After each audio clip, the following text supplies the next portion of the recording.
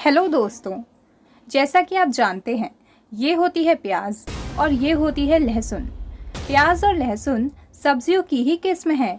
यह जानते हुए भी भगवान के लिए बनाए जाने वाले भोग में प्याज लहसुन का प्रयोग क्यों नहीं किया जाता। प्याज और लहसुन गुणों की खान है और ये आपको कई बीमारियों से भी बचाते हैं। लेकिन इसके बाद भी व्रत के लिए बनने वाले किसी भी प्रकार के भोजन में प्याज और लहसुन का प्रयोग नहीं किया जाता है। क्या आप जानते हैं कि इसके पीछे क्या कारण है?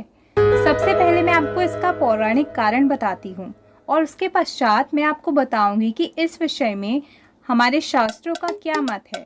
चलिए शुरू करते हैं पौराणिक कारण से। इसके पीछे एक पौराणिक कथा है जिसका संबंध समुद्र मंथन से है। आइए जानते हैं इसके बारे में विस्तार से। बात समुद्र मंथन के वक्त की है। समुद्र मंथन से जब अमृत कलश निकला था तो अमृत पीने के लिए देवताओं व राक्षसों में छीना झपटी होने लगी। इस समस्या का समाधान करने के लिए भगवान विष्णु ने मोहिनी रूप धरा और देवताओं को अमृत पान कराने के उद्देश्य से राक्षसों को भ्रमित कर अमृत बांटना शुरू कर दिया। स्वर भानु नामक एक राक्षस को जब मोहिनी पर संदेह हुआ तो वह चुपके से देवताओं की पंक्ति में वेश बदलकर बैठ गया। अमृत बांटते बांटते मोहिनी के रूप में भगवान विष्णु भी उस राक्षस को नहीं पहचान पाए और उसे भी अमृत पान करवा दिया। मगर सूर्य और चंद्र देव ने तत्काल ही उस राक्षस को पहचान लिया और मोहिनी के रूप में अमृत बांट रहे भगवान विष्णु को राक्षस की इस चाल के बारे में बताया। भगवान विष्णु ने तुरंत सुदर्शन चक्र से उस राक्षस का सिर धड़ से अलग कर दिया। सिर कटते ही अमृत के कुछ बूंदे उस राक्षस के मुंह से रक्त के साथ नीचे जमीन पर गिरी, जिनसे प्याज और लहसुन की उत्पत्ति हुई। अमृत से पैदा होने के कारण प्याज और लहसुन रोगनाशक व जीवनदायिनी है, परंतु राक्षसी रक्त के मिश्रण के कारण इसमें राक्षसी गुण जैसे कि उत्तेजना, क्रोध, हिंसा, अशांति आदि का समावेश हो गया है। इसलिए इनमें तेज गंध है और ये अपवित्र हैं, जिन्हें कभी भी भगवान के भोग में इस्तेमाल नहीं किया जाता है और इसीलिए इन्हें तामसिक भोजन की श्रेणी में रखा जाता है। तो ये थी हमारी पौराणिक कथा। अब बात करते हैं शास्त्रों की। शास्त्र के अनुसार लहसुन, प्याज और मशरूम ब्राह्मणों के लिए निषिद्ध हैं, क्योंकि आमतौर पर ये अशुद्धता बढ़ाते हैं और अशुद्ध खाद्य की श्रेणी में आते हैं।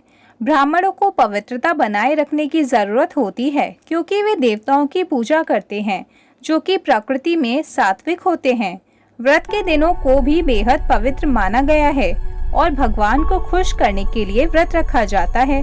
ऐसे में अशुद्ध मन के साथ व्रत कैसे रखा जा सकता है? इसलिए व्रत के समय में प्याज और लहसुन खाना मना होता है।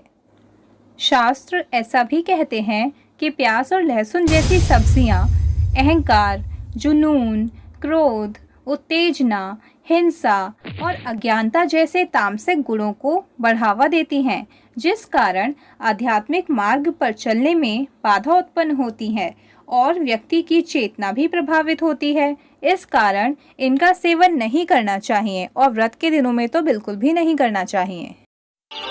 ऐसा कहा गया है, जैसा अन्न वैसा मन, मतलब जैसा भोजन हम खाते हैं उसका असर हमारे तन मन पर पड़ता है और हमारी प्रवृत्ति भी वैसी ही होनी शुरू हो जाती है। ऐसा कहा जाता है कि भोजन वही ग्रहण करना चाहिए जो सात्विक हो, शुद्ध हो और पवित्र हो। दूध, दही, घी, चावल, आटा, मूंग, करेला जैसे सात्विक पदार्थ हैं।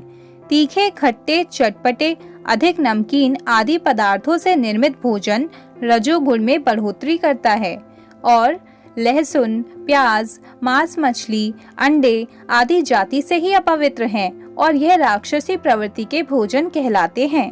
यह पाप को बढ़ाते हैं और बुद्धि को भ्रष्ट कर अशांति को जन्म देते हैं। इसलिए इनका धार्मिक कार्यों में प्रयोग वर्जित है। तो अब तक आप लोग ये समझ चुके होंगे कि प्याज और लहसुन भले ही गुणों से भरपूर हों, लेकिन ये हमारे लिए अच्छे नहीं हैं और इनका प्रयोग हमें सिर्फ मजबूरी में ही करना चाहिए। अगर आपको ये वीडियो पसंद आई तो हमारे चैनल को सब्सक्राइब करके बेल आइकन दबाना ना भूलें। धन्यवाद।